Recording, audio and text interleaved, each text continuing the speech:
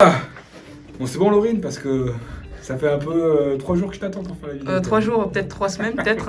Vous êtes prêt, monsieur Lyon? Je suis prêt, mademoiselle Locke. C'est bon, c'est parti? Ça C'est tourne? parti. Ok.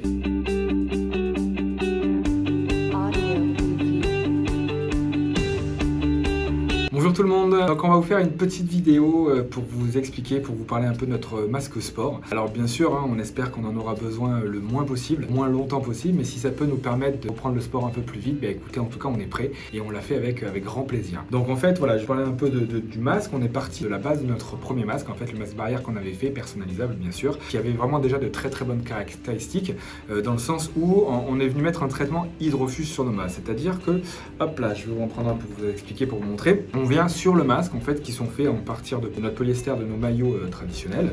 On vient faire un traitement hydrofuge qui rend le tissu pratiquement déperlant, qui vient glisser dessus. Et après, à partir de ce masque de base aussi, on est venu rajouter, en fait on est venu standardiser des options qui étaient disponibles sur nos masques.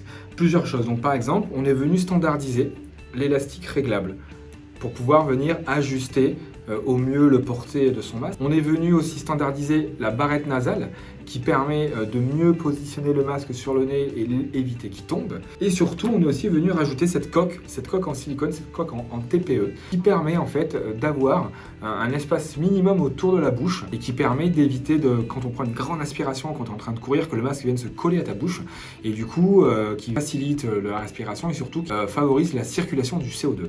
Donc cette petite coque, on est venu la fixer sur le masque et fixer que sur les côtés. Donc du coup, on peut venir facilement le positionner sur soi. On vient régler les élastiques. Hop, on pose le masque.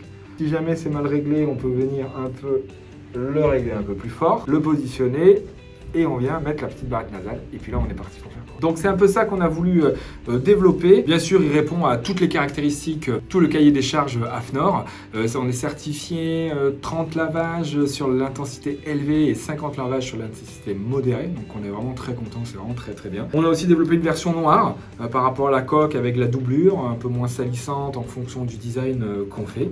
Et puis il n'y a plus qu'à aller faire du sport, espérons. Bien sûr, comme notre premier masque barrière, on est sur un masque totalement personnalisable en sublimation. Donc on peut faire des designs très différents. Ça, c'était ce qu'on avait fait pour le RMB avec leur petite tête animale. Mais on peut avoir des designs très différents en fonction du couleur de votre club ou des choses comme ça.